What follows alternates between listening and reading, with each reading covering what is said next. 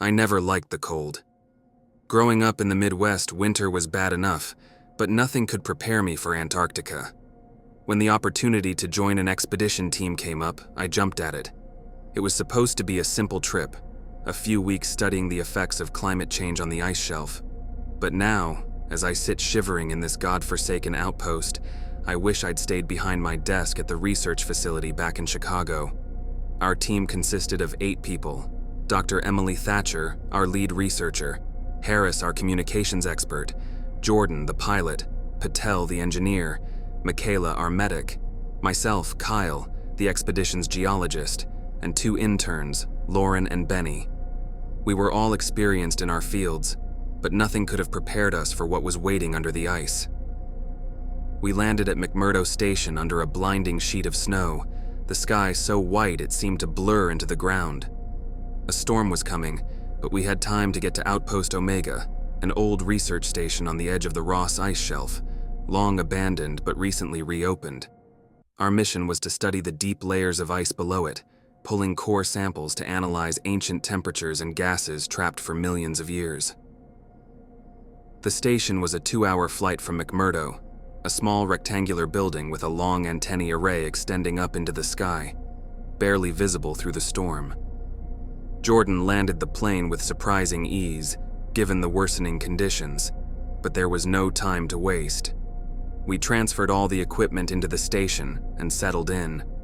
Omega was primitive, nothing more than a glorified shack, but it would do. The first couple of days were routine. We worked through freezing temperatures and brutal winds, but that was part of the job. Patel set up the drills, and we began extracting ice cores. Emily was excited, too excited perhaps. She kept talking about how these cores might reveal information about ancient life forms, microorganisms frozen for millions of years. The rest of us just wanted to get our data and get out. Little did we know, we were about to find something far worse than microbes. It was day 5 when everything started to go wrong.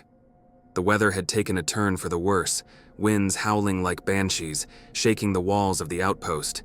The whiteouts were so severe that stepping outside was suicidal. We were stuck inside, but at least we had our work to keep us occupied. That morning, Patel hit something unusual. Normally, the drills passed through the ice smoothly, but this time they hit a pocket of something soft. It shouldn't have been possible. We were drilling through a solid ice shelf, no more than a few thousand feet thick. Whatever this was, it didn't belong there. Patel pulled the drill back up, and we all gathered around the core sample. What we saw made no sense.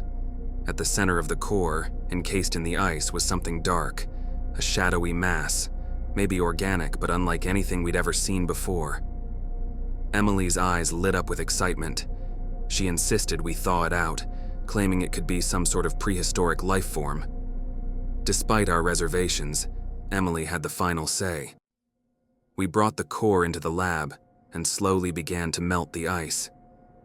As the hours passed, the thing inside became clearer. It was about the size of a human head, black and slick, with what appeared to be small curling tendrils extending from its surface. None of us had ever seen anything like it. Could it be some sort of deep-sea creature? Lauren asked, her voice barely a whisper. There's no way something like this should be here, Michaela replied. We're miles from any ocean. It could have been trapped in the ice millions of years ago, Emily said, her eyes fixed on the specimen. Whatever it is, we're looking at the discovery of a lifetime. But something about it made my skin crawl.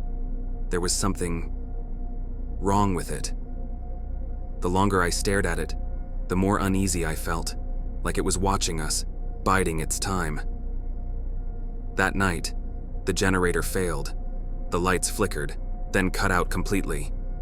Patel and I grabbed flashlights and made our way to the engine room to fix it. The wind screamed outside, rattling the windows like it wanted in. When we got the power back on, Patel turned to me, his face pale. "You feel that?" he asked. "Feel what?" I replied. "The air, it feels different, wrong." I didn't know what he meant at the time, but he was right. Something had changed. The air was heavier, thicker somehow, like we were being smothered by an invisible force. The next morning, Benny was missing. We searched the entire outpost, but there was no sign of him. His bed was undisturbed, his coat still hanging by the door. It was as if he had vanished into thin air. Emily tried to keep us calm, insisting that Benny must have gone outside and gotten lost in the storm, but I knew better. There was no way anyone would have been stupid enough to go out in that weather. Besides, the door hadn't been opened all night. The unease in the air had grown into something palpable, a presence lurking just beyond the edge of our awareness. Every shadow seemed to stretch a little too long. Every gust of wind seemed to carry whispers of something unspeakable. That evening, while we were huddled in the common area trying to figure out our next move, we heard it. A scratching, faint at first, but growing louder. It was coming from the lab. Slowly, we approached, the sound growing more insistent with every step. Patel opened the door and we froze. The specimen was gone. The glass container we had sealed it in was shattered, shards scattered across the floor. The black mass was nowhere to be seen. For a moment, we just stood there, paralyzed by the impossibility of it all. Then, without warning, the lights flickered again, plunging us into darkness. The room was silent, save for the sound of our breathing, shallow and panicked. Then we heard it, a slithering, wet sound, like something dragging itself across the floor. I shone my flashlight toward the noise, and my heart stopped. It was there, just beyond the edge of the light, a black mass of writhing tentacles, each one slick with a black, oily substance. It moved with an unnatural grace, its tendrils coiling and uncoiling as it slid toward us. And at its center, where a head should have been, was a maw of jagged teeth, dripping with some dark ichor. Emily screamed. Patel turned and bolted for the door, but before he could reach it, one of the tentacles shot out, wrapping around his leg. He was yanked backward with terrifying speed, his scream cut short as the creature pulled him into the shadows. We didn't wait to see what happened next. We ran. We barricaded ourselves in the communications room, logically, our hearts pounding in our chests. Harris was trying to get a message out, his fingers trembling as he worked the radio, but the storm had knocked out all signals. We were alone. Outside, we could hear it. That same wet, slithering sound, moving through the hallways, searching for us. Every so often, there would be a dull thud, as if it was testing the walls, looking for a way in. "What the hell was that thing?" Jordan asked, his voice shaking. "I don't know," Emily whispered, her eyes wide with fear. "It shouldn't be possible. Nothing could survive that long in the ice." "Well, it did," I snapped. "And now it's hunting us." We sat in silence for what felt like hours, listening to the creature as it moved through the station. At one point, it passed right outside the door, its tentacles brushing against the wood with a sickening squelch. I held my breath, praying it wouldn't notice us. But then, it stopped. The slithering sound ceased, and for a few tense moments there was nothing but silence. No one moved. No one breathed. Then we heard a faint scratching at the door like nails on a chalkboard. It was testing us, probing the barrier between us and it. My heart pounded in my ears and my muscles ached from the tension, waiting for the door to give way. But it didn't. The scratching faded, and after what felt like an eternity, we heard the creature slither off down the hall, searching for another way in. "We need to get out of here," Michaela whispered. "It's just picking us off one by one. We can't stay trapped in here." "I've been trying to contact McMurdo for hours," Harris said, his voice tinged with desperation. "There's nothing. The storm's blocking everything. Even if we could get a signal, it would take them days to reach us." "We don't have days," I muttered. "Patel's gone, Benny's gone. Who's next?" Emily, who had been unusually quiet, finally spoke up, her voice shaky. "It's not random," she said, almost to herself. "It's hunting us, one by one." "No shit," Jordan replied, his voice a mix of anger and fear. "But why? What does it want?" Emily swallowed, her gaze distant. "I don't know, but we woke it up. It must have been down there for millions of years, frozen, dormant, and we released it. A heavy silence fell over the room. We all knew she was right. Whatever this thing was, we had disturbed it, and now it was awake and hungry. The following hours were a blur of fear and paranoia. None of us slept, too terrified that the creature would return and finish what it started. Every creak, every gust of wind against the walls felt like an omen of our impending doom. We split into shifts, keeping watch over the door while Harris continued trying to raise McMurdo on the radio. I was on the second shift with Jordan when we heard it again, the slithering. This time it was softer, more deliberate, like the creature was moving slower, searching more carefully. "Shit, it's back," Jordan hissed, his eyes wide with fear. "What do we do?" "We stay quiet," I whispered, barely audible. "It's hunting by sound." But it didn't seem to matter. The slithering came closer, and this time there was something new. A low, wet gurgling, almost like a growl. I tightened my grip on the wrench I'd found earlier, my knuckles white. Jordan had a fire axe, but we both knew it wouldn't be enough.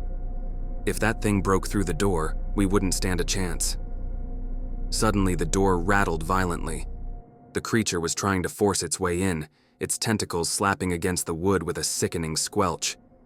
Jordan and I scrambled to hold the door closed, but the force was overwhelming. I could feel the door bowing under the weight of the creature, the hinges straining. "Help us!" I shouted to the others, my voice rising in panic.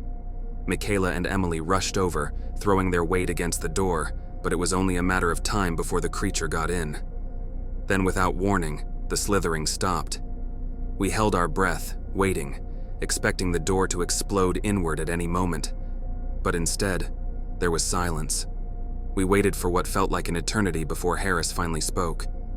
"Did it leave?" "No," I whispered, shaking my head. "It's waiting." The realization hit us all at once. The creature wasn't just a mindless predator. It was intelligent. It was toying with us, wearing us down, waiting for the right moment to strike. And we were trapped. We couldn't stay in the communications room forever. The longer we waited, the more certain we were that the creature would eventually find a way in. And even if it didn't, we'd eventually run out of food and water. We needed a plan. Jordan was the first to suggest leaving the outpost entirely. "We can make a run for the plane," he said, his voice filled with grim determination. "The storm's still bad, but it's our only shot. If we stay here, we're dead." "The plane's over half a mile away," Harris countered. "You really think we can make it in this weather? That thing will pick us off before we get halfway there." "I'd rather die out there trying than sit in here waiting for it to kill us," Jordan snapped. He had a point. Staying in the outpost was a death sentence, but the thought of going out into the blizzard, knowing that the creature could be anywhere, was terrifying. "I'll go," I said, surprising myself. "I'll go with Jordan. If we can get to the plane, we can bring it back here and pick the rest of you up." "Are you out of your mind?" Michaela asked. "That thing is out there. It's waiting for us." "I know," I said, my throat tight. "But if we stay, we're dead." After a long, tense silence, Emily nodded. "We'll stay here and barricade ourselves in. You two try to get to the plane. If you can't, well, we'll figure something out." That wasn't very reassuring, but it was the best we had. Jordan and I suited up, bundling ourselves in as much cold weather gear as we could find. We packed flare guns, radios, and as much ammunition as we could carry. I wasn't sure if any of it would work against the creature, but we had to try. The wind howled as we opened the door to the outside world, the cold biting at our exposed skin like 1,000 needles. Visibility was almost non-existent, the snow whipping across the frozen landscape in a white blur. Jordan and I exchanged a final glance before stepping out into the storm. The cold hit me like a physical force, stealing the breath from my lungs. I had never experienced anything like it before. The storm was worse than I had imagined, the wind so strong it felt like it was pushing us back with every step. The outpost quickly vanished behind us, swallowed by the swirling snow, leaving us alone in the frozen wasteland. Jordan led the way, his face set in grim determination. I followed close behind, trying to keep my mind focused on the task at hand. The creature was out there somewhere, lurking in the storm, waiting for the right moment to strike. Every gust of wind, every shadow in the snow made my heart race. The plane wasn't far, but it felt like we had been walking for hours. My legs were numb, and my fingers had started to lose feeling despite the thick gloves I wore. I could barely see Jordan ahead of me, just a vague shape moving through the storm. My mind began to play tricks on me, every swirl of snow looking like the black tendrils of the creature. And then I heard it, that familiar, sickening slither, barely audible over the wind. My heart leaped into my throat as I turned in a slow circle, scanning the snow for any sign of movement. But there was nothing, just endless white. "Jordan!" I shouted, my voice barely carrying over the wind. "Did you hear that?" He didn't respond. I could still see him ahead, trudging through the snow, but something was wrong. He wasn't moving like before, his steps slower, more deliberate. I hurried to catch up, my boots crunching in the snow. When I reached him, I froze. It wasn't Jordan. Standing in front of me was a figure, vaguely human in shape, but wrong. Its skin was black and slick, like the creature we had seen in the lab, and its body was twisted and elongated, its limbs too long, too thin. Its face, or what was left of it, was a mass of tendrils, writhing and twitching as it turned toward me. I stumbled back, my heart pounding in my chest. The thing let out a low, gurgling sound, like a wet growl, and then it lunged. I barely had time to react. I fired the flare gun, the bright red light searing through the storm and striking the creature in the chest. It let out a high-pitched screech, its body recoiling as smoke rose from the wound. I didn't wait to see what happened next. I turned and ran. I ran blindly through the storm, my mind racing as I tried to process what had just happened. The creature, it could change its form. It had taken Jordan's shape, lured me in, and nearly killed me. How many more times had it done that? Had it been watching us all along, studying us, learning how to mimic us? I didn't stop until I saw the faint outline of the plane through the snow. It was half buried in a drift, but it was intact. Relief washed over me as I stumbled toward it, my legs burning with exhaustion. If I could just get the engine started, I could fly out of here, leave this nightmare behind. But as I reached the plane, my heart sank. The creature was already there. It was waiting for me, its black tendrils writhing in the snow. But this time, it wasn't alone. 3 more of the twisted humanoid figures stood beside it, their tendrils twitching as they turned to face me. I was surrounded. There was no escape. No way to fight them all. My mind raced, searching for a solution, but there was none. The creature had won. It had us from the moment we set foot on the ice. All I could do now was make my final stand. I raised the flare gun, my hands shaking, and fired again. The flare shot through the air, striking one of the humanoid figures and setting it ablaze. It let out a screech, its body convulsing as the fire consumed it. But the others didn't stop. They advanced, their black tendrils reaching for me, hungry and relentless. I backed up, my heart pounding, until I felt the cold metal of the plane behind me. There was nowhere left to run. And then, through the storm, I heard it. A sound I never thought I'd hear again. The roar of an engine. I turned, and there it was. Another plane descending through the storm, its landing lights cutting through the whiteout like a beacon of hope. McMurdo had received our distress signal. They had come for us. The creature turned as well, its attention momentarily diverted. I didn't waste the opportunity. I scrambled up into the plane, slamming the door behind me.